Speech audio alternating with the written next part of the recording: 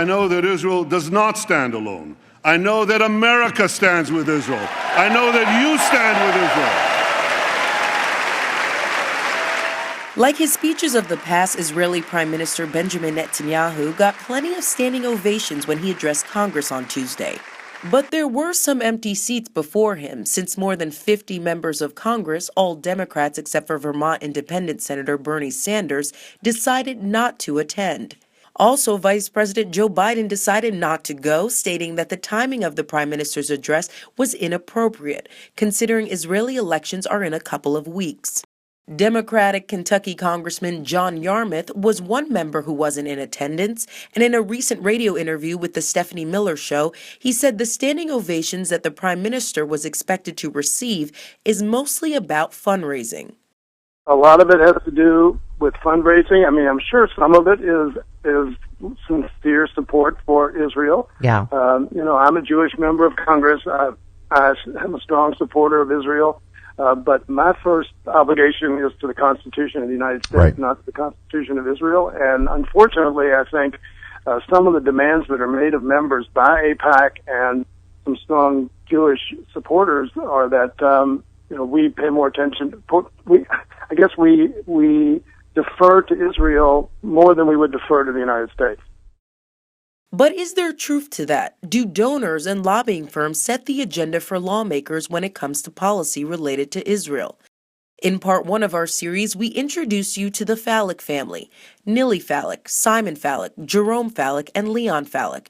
They are behind the stores called Duty Free America that you find at airports. They are also top donors to Netanyahu's campaign and have helped raise millions for Democrats and Republicans alike in Congress. The matriarch of the Phallic family, Nily Falic, is the chairperson of the American nonprofit Friends of the Israel Defense Forces, also known as the IDF. With large galas like this one at the Waldorf Astoria in New York, they've raised millions of dollars to support IDF soldiers, and critics see these soldiers as being fundamental to keeping the occupation of the West Bank. The Real News ran into Nily Falic, who was heading to the Capitol to attend Netanyahu's speech. Ms. Falic, why are you here today? Please, I need some private time. Were you invited here? Were you invited here? Israel! Excuse me, ma'am. I'm a member of the press. I'm following this story. Were you invited here by Prime Minister Netanyahu? No. Why are you here? My own reasons. Are you here to support Israel? Always. Always. And why do you support Israel so strongly? Because she's our only ally.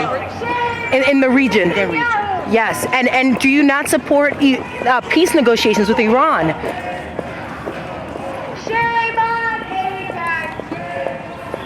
Do you want to see a deal be formed between Iran and the U.S.?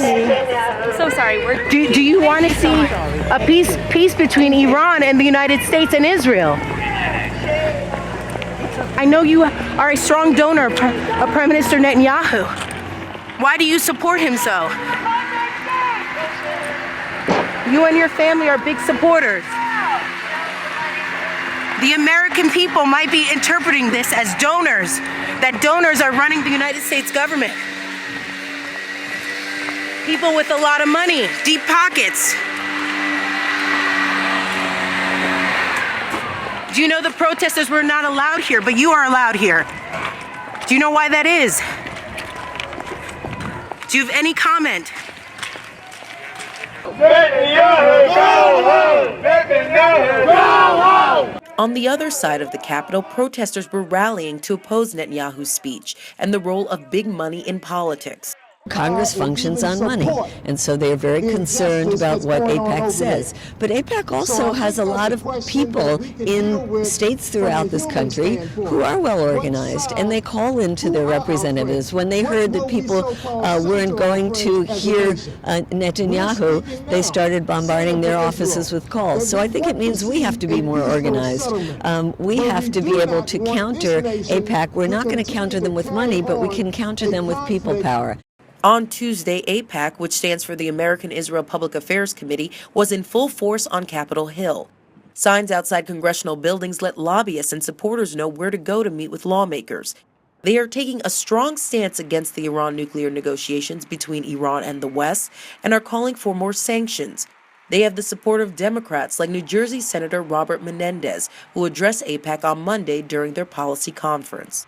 I agree with some Democrats that the political timing of Prime Minister Netanyahu's invitation to speak to Congress tomorrow may have been unfortunate, and that we must work fervently to keep the U.S.-Israel relationship a strong bipartisan endeavor. But I must disagree with those who say the Prime Minister's visit to the United States is destructive to U.S.-Israel relations. And tomorrow, I will be proud when I escort the Prime Minister to the House chamber to give his speech, to show him the respect he deserves from every American who cares about our relationship with the only true democracy in the Middle East. Menendez, along with 9 other Democratic senators, penned a letter to President Obama saying that they will not vote on a new sanctions bill against Iran before March 24th. That's a week before the real deadline for a framework deal is to be reached between Iran and the West. Other signatories of this letter include New York Senator Charles Schumer and West Virginia Senator Joe Manchin. But why is there such a push for more sanctions, especially before the deadline for a framework deal? Do these Democrats really want to see negotiations succeed? And what role does money from outside donors play in all of this? We spoke with Center for Responsive Politics Money and Politics reporter Russ Choma to give us a breakdown on how much the Phallic family has given to Democrats. The biggest recipients of money were the party committees, and that's actually true for both sides. But when it comes to the Democrats, like the Democratic National Committee, the Democratic Senatorial Campaign Committee, and the Democratic Congressional Campaign Committee were the biggest recipients. And these are the party committees that help out individual candidates. And it's typical with large donors to see them writing checks to these committees, and then the committees go on and pass the money on to an individual candidate. And so it's a very typical thing to see. In terms of specific individuals, Democrats, Bob Filner appears to be the biggest recipient. He was a congressman representing San Diego, and he became the mayor of San Diego after that. He was the number 1 recipient. Joe Lieberman, who was a Democrat until he became an independent, also is the number 2 recipient. And the third would be Charlie Gonzalez, who was a Democrat from Texas, and he just left office at the end of this last cycle. Representative Debbie Wasserman Schultz is one member that has gotten a significant amount of support from the Phallic family. As the chair of the DNC and a representative of a Florida district, which is the state where the Phallics reside, Wasserman Schultz has received more than $30,000 from the Phallics for her individual campaign last year.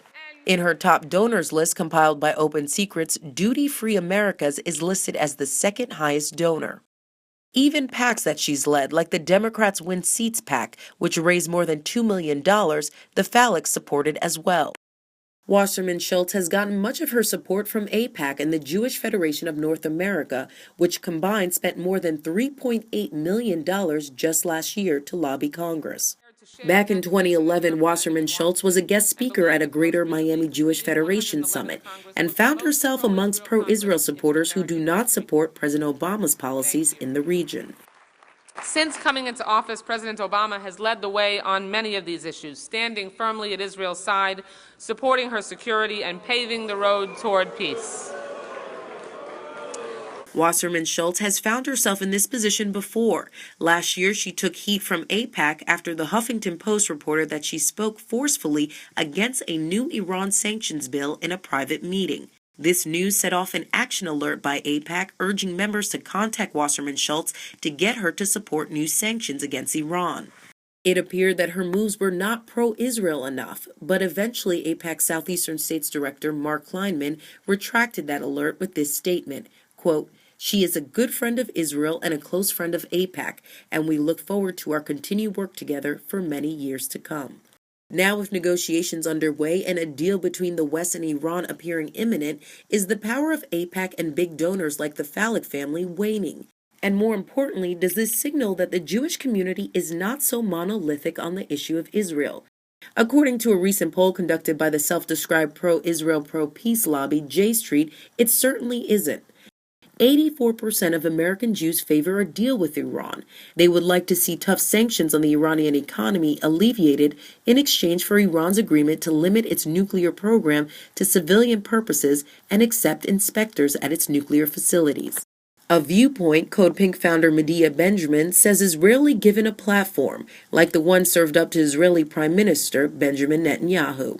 Netanyahu doesn't represent me as a Jew, and Netanyahu shouldn't be interfering in the affairs of the U.S. government that's trying to come to a peaceful settlement with Iran. So I think it's wrong that he's here speaking. We are not part of his election campaign. He shouldn't be here using us as stunts in his campaign, and he shouldn't be here trying to get our congresspeople to be giving him standing ovations for his undermining of negotiations that our administration is involved in. For the Real News Network, Jessica Devereaux, Washington.